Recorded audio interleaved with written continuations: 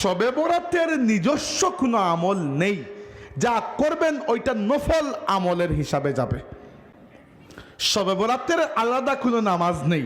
ধর আমি আপনাকে বললাম যে ফজরের নামাজ কীরকম, আপনি বললেন 2 রাকাত সুন্নত, এরপরে 2 রাকাত ফরজ, নিয়তটা এরকম, এই টাইমে পড়তে হয়। আমি আপনাকে জিজ্ঞেস করলাম যে ঈদুল আজহার নামাজ কীরকম, তো আপনি বললেন 2 রাকাত নামাজ, এতটা তাকবীর আছে, এই ওয়াক্তে পড়তে হয়। তো এই যে ঈদুল আজহার নিজস্ব একটা নামাজ আছে, শবে বরাতের এইরকম কিন্তু নিজস্ব কোনো নামাজ নেই। যারা বলেন এটা ভুল বলেন।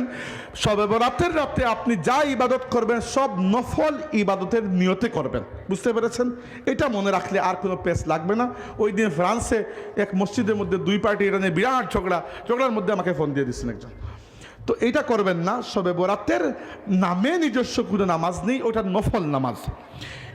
বিষয়টা কি হয় জানেন, আমি আপনাকে বলি, অনেক সময় কিতাবে আপনি লেখা দেখবেন শবে বরাতের নামাজ। কাহিনী হয়েছে কি, ধরেন আমার পেটে ব্যথা করতেছে, আমি 3 বার সূরা ইখলাস পড়ে হাতে ফু দিয়ে পেটের মধ্যে বুলিয়ে দিলাম, পেটের ব্যথা কমে গেল। ওইটা আমার ব্যক্তিগত অভিজ্ঞতা। আমি আপনাকে বললাম যে তুমি ট্রাই করতে পারো, করলেন না করলে না, এটা আপনার ইচ্ছা। কিন্তু আমি যদি এটাকে শরীয়তের অন্তর্ভুক্ত মনে করি, যে আমি যা বললাম ওইটাই দিন, ওইটাই শরীয়ত, এই পাওয়ার আল্লাহ আপনাকে দেন নাই, ওই পাওয়ার একমাত্র নবীর রয়েছে। তিনি যা বলবেন ওইটা শরীয়ত হয়ে যাবে, আপনার কথা শরীয়ত হবে না। ওইটা হয়তো শবে বরাতের রাতে কেউ একজন 10 রাকাত একটা বিশেষ নামাজ পড়েছেন, ফায়দা পেয়েছেন, হয়তো আপনি পেয়েছেন, তার ক্ষেত্রে এটা যায়। কিন্তু আপনার ক্ষেত্রে যেতেও পারে, নাও যেতে পারে, বুঝতে পেরেছেন বিষয়টা?